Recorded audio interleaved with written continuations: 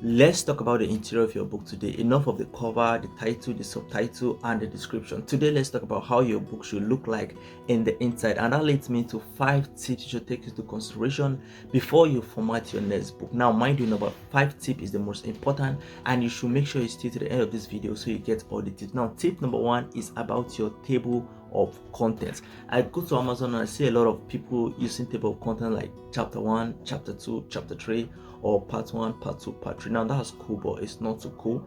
How about you give your readers an insight of what they'll get to learn? I mean, make it more detailed. So instead of using this or this, use something like this. How about that?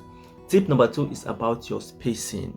Now, stay consistent with your spacing. If you're using 1.15, then use 1.15 throughout the book. Don't use 1.15 and then in some places you 1.5 or some places you 1.0. That's been very inconsistent in your spacing, and it's very unprofessional, and it might turn your readers off. Now, make sure your spacing, your book content is also scannable. By scannable, I mean give a lot of spaces in between paragraphs, and just don't jam pack everything together. Make it scannable and appealing to the eye. It attracts more attention and it makes your readers feel more happy going through it. Number 3 is about your fonts. I see a lot of people using different kind of fonts. Let's say title different, subtitle different, then this chapter different, that chapter different. Now that's wrong. Stay consistent with your font. If you're using Times New Roman, which I will recommend, use Times New Roman font size 14 for your main content. Then for your title, you can make it bold and then use font size 16, same Times New Roman. You can use something different, but I use font size 16 and I make it bold and the same Times New Roman. And then for the content, I use 14. Then for the subtitle, I can use 14 but make it bold and then make it italicized. Now mind you, stay consistent. If you're using 16 and bold for your title, then make it 16 and bold for all your chapters. Then for your subtitle, if you're using 14 and italicized and bold, then make sure it's like that for all your subtitle. By all means, avoid fluctuating fonts in your title, in your subtitle, and in your main content, especially in your main content. Your main content should have the same font and it should stay consistent throughout the book. Tip number 4 is about page break. What do I mean by page break? Now, start each chapter on a fresh page.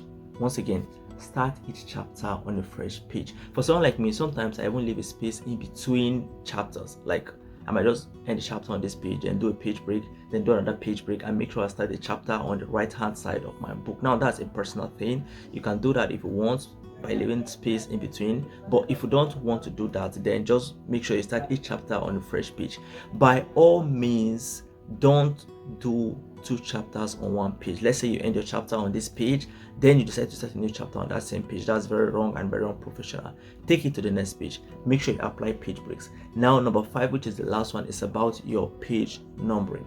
Now this is a lot of mistake. This one mistake a lot of people do.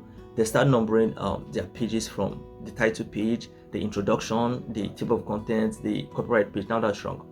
If you're numbering your book, start numbering your book from the main content, which means the title page, the introduction page, the table of content page, the copyright page should not be numbered. If you must number it, then make sure you use something like Roman figures, then that's better. Use something like Roman figures.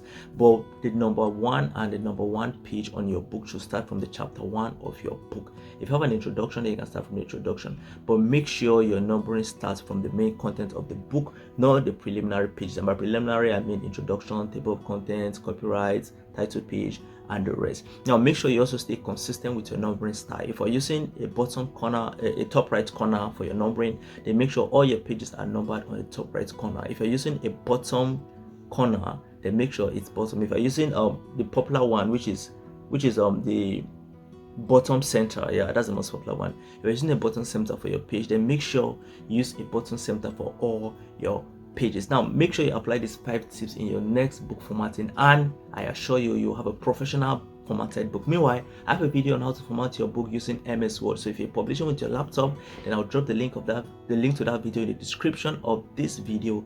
Make sure you check it out and see how I do my book formatting using MS Word.